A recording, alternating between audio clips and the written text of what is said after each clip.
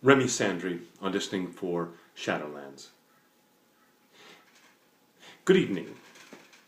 The subject of my talk tonight is love, pain, and suffering. Now, of course, as a comfortably situated middle-aged bachelor, I'd be quite an expert on pain and love, wouldn't you have thought? Now, by pain, I don't mean a nagging discomfort in the intestines. For that matter, by love, I don't mean a nagging discomfort in the intestines either. No, the question I shall put to you tonight, and one which I will attempt to answer, is this. If God loves us, why does he allow us to suffer so much? War, famine, pestilence.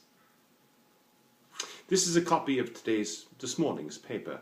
Last night, as I'm sure you know, a number 1 bus drove into a column of young Royal Marine cadets in Chatham and killed 23 of them. They were 10-year-old boys, marching and singing on their way to a boxing match. The road was unlit. The driver didn't see them. It was a terrible accident. No one was to blame, except... Now, where was he? Why did he allow this to happen? Why didn't he stop it? What possible point could there be to such tragedy? Isn't God supposed to be good? Isn't God supposed to love us? Now, that's the nub of the matter. Love.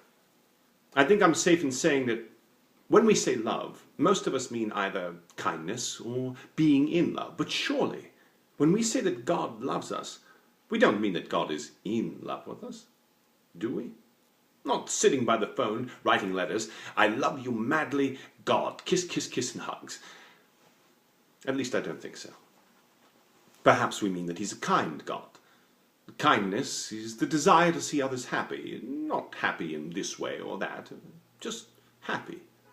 Perhaps we mean he loves us with a more mature benevolence, not so much a father in heaven as a grandfather. Oh, I do love to see young people enjoying themselves. What does it matter what they do, as long as they're happy? Well, here I'm going to say something which may come as a bit of a shock. I think that God doesn't necessarily want us to be happy. He wants us to be lovable, worthy of love, able to be loved by him. Most of us don't start out very lovable, if we're honest. What makes people so hard to love? Well, isn't it what is commonly called selfishness? Selfish people are hard to love because so little love comes out of them. God creates us free to be selfish, but he adds a mechanism that will penetrate our selfishness and wake us up to the presence of others in the world.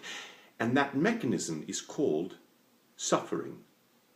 To put it another way, suffering, pain, is God's megaphone to rouse a deaf world. But why must it be pain?